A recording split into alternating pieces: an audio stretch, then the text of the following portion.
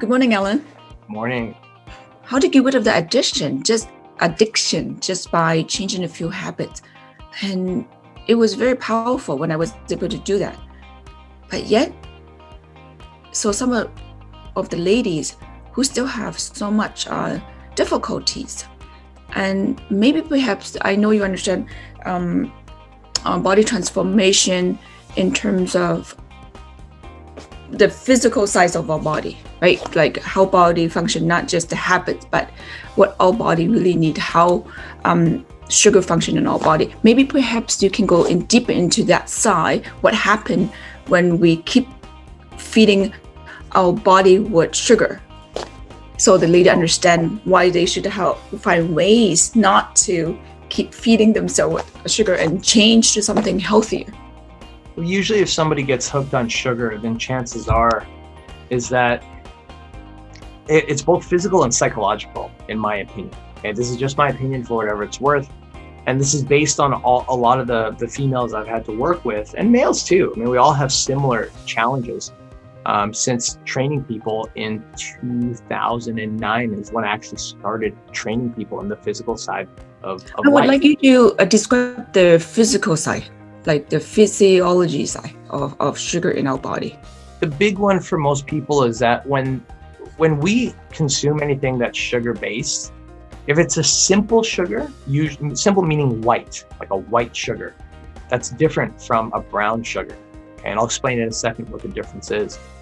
A white sugar, the moment you consume it and it goes in your stomach, you probably have, give or take, about an hour. Some people say 30 minutes, where it literally transforms into fat in the body. Like from digestion to fat creation, it's super fast. And that's one of the big dangers about having sugar, white sugar, is that the moment you have it, there's not a lot of time left in order for you to burn it off. I mean, that's kind of the goal, is that we want to be able to eat within a certain caloric intake and have a workout that helps us burn a certain amount of calories. Well, sugar gives us no time to burn that off. Like, you know what? In all fairness, if you were someone who had an extremely physical job, like one of my friends used to climb mountains for research, and he had to climb up like literally 10, 15, 20 kilometers a day for these research projects that he had to do. He would carry chocolate bars with him, and he would eat that in order to sustain a certain energy level. Well, guess what? That's perfect, because his body was in a constant burn stage because he was climbing up a mountain 10 kilometers plus a day with a 40-pound backpack. Like, that is taxing on the body. So you know what? A white sugary chocolate bar will actually help him. I mean, not all the time, of course. You do get your burnouts and your crashes, but there's times where you need that quick fix. Now, for the rest of us, where we're just sedentary, we're sitting in front of a computer, especially thanks to COVID, and a lot of people are home. You can pretty much guarantee yourself that if you have a chocolate bar in the morning, you're probably going to see it show up on different parts of you by the night. You're going to be like, oh crap, I didn't see that this morning. That wasn't there. Why does my butt look bigger? Or what the, like really That's weird me too. happens, and it's life, right? Like, that's what we go through. And that's why we try to avoid the white sugar stuff and replace it, because a lot of people, when you think about sugar, all it really boils down to is a feeling. It's a feeling. The feeling that we get with sugar is just like this really nice, apparently sugar has been compared to cocaine, where you get this nice rush of nice feelings in your brain that happens when you have cocaine. I've never had cocaine, just for the record. I don't know anything about it, but I've heard that when you have it, there's an instant rush for about a good 20, 30 minutes where you are just lit. You're on fire. You just feel amazing. And then you go through the crash. That's why they have more. Sugar works in a similar way, where you have it, about 20 minutes, you're like, oh my God, I feel so good. And then after about a half an hour, you're like, ugh. So that's why they keep having it. So really, it's a feeling. If it's a feeling that we get from sugar, then a good question might be, well, what can we do that can give us a similar feeling or even better, replace that feeling for something better? And that's a question that a lot of people, including myself in the beginning, didn't ask.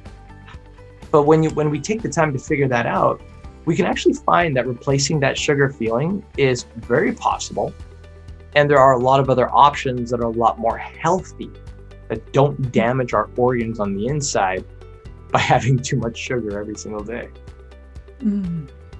Okay, thank you so much, Alan. I guess the sugar addiction is just a feeling, and replacing sugary snacks with something healthy would do the work. You know what? In a lot of cases, it can. Like, okay, so for example, real quick, for me, I used to love, oh boy, what I used to love. I used to love eating boxes, like not one box, like 3, 4, 5, maybe 5, like 4, more like 4, 3 or 4 boxes of cookies, like that, like those white cookies with the cream in the middle, and it's got that red jelly jam type of thing in the middle, and it's got even like white, clear sugar crystals on top. I used to love eating that. I used to buy them by the box, and I'd just sit there and just pounce on them like crazy. And you know what I found? Replacing those cookies with lower calorie cookies and just adding either peanut butter and honey on it, or just putting a little bit of honey on it, or putting a low calorie jelly or jam on it. You can find those. It was just as good. I mean, it wasn't exactly the same, but did it fill my appetite? Yeah. Did it help me lower the amount of sugar in my day? Yeah, absolutely. That was one. Number 2, the big thing that I found that really worked for me to get off of sugar, or at least minimize it. I still have sugar, but not nearly as much as I used to.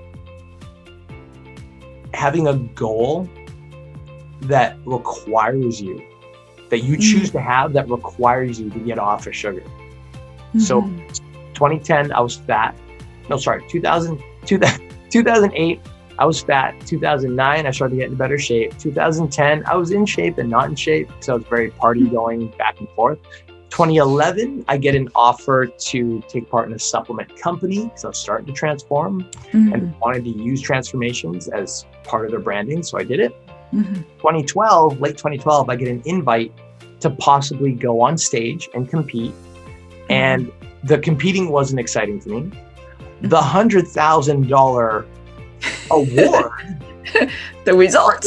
Yeah, if you win, that was very exciting for me. So you know what happened during that time is every time I reached for that sweet, that cookie, that alcohol back then, which again, folks, I'm not judging. I'm just, this whole topic is about transformation. So that's all I'm talking about. Yeah. Every time little things that help us, right? We share with you, right? So during that time, like I remember I went to my friend's birthday party. And he was drunk and my friends were drunk and they were eating chips and they're having a great time. And I showed up sober. I'm like the fly on the wall going like this because I didn't know how the hell to have fun with them because they were drunk and just flailing their arms. And I'm like, sober. It was tough. But you know what? Did I drink? No. Did I have anything there to eat that was going to make me lose my gains? No. Why? Because every time I was going to reach for it, my brain instantly said, "You're giving up $100,000." Oh no. You know, every time I was going to cheat, like 9 o'clock, 10 o'clock at night, and I was cut off by 7. I was like, boy, nobody's looking. Have that extra little pair of Twizzlers, $100,000. No, I'm going to lose. Holy crap! That freaked me out. So, you know, Tony Robbins calls that leverage. If you really want to get a handle on your transformation, you've got to give yourself something that provides heavy leverage. And it's different for everyone, right? Like I'm talking about $100,000 here because it was a big deal for me at the time. But if I had someone else here, maybe it wouldn't matter to them. Right. Maybe it would matter for them to look their best on stage. Maybe they're very competitive. And maybe they don't care like me. Yeah. Every time I try to pick up chocolate, I would say, "Oh my God, I'm not going to get first place. I'm not going to get second place." The judge will, I will be embarrassed on stage. So that kind of thoughts like prevent me the pain if I got last or if I don't do well on my stage. So that really helped. Yeah. Right. Absolutely. And it could be for anybody. Like you and I are talking about stage. For somebody else, it might be They're like one of our clients, she's about to turn 50, Mm. got time, she's got 9 months, but she's thinking about it every day. Oh, So looking that pretty thought in a dress. Oh, pressing her. looking pretty in my dress, right? I won't look Looking at good your in putting your that dress dress. for a certain Yeah. event, Yeah. right? Yeah, absolutely. Like every person has to take a little time Yes. to ask themselves, okay, what really matters to me? And you know what? The answers don't always show up right away, Mm. but it's that old saying: if it's something that you really want, if it's something worth doing, then it's something worth investing your time in. So, Right. conclusion for the day: if sugar is an issue for someone, first thing they should do, that's the easiest thing in my opinion, because it's not complicated, right? It's not like a big math equation. It's simple. Right. It just takes time. Mm. Is to ask themselves, what do I really want to have in life that I have to give up Yes. because of the fact I'm consuming too much sugar? Yes. Thank you so much. We went off a little bit, sharing our intimate Yeah. experience. But Yeah, that was it's probably honest. That related was to the honest sugar thing, truth. right? So it was good that we talked about it. Absolutely. That was honest truth. But thank you so much, Ellen. Thank you.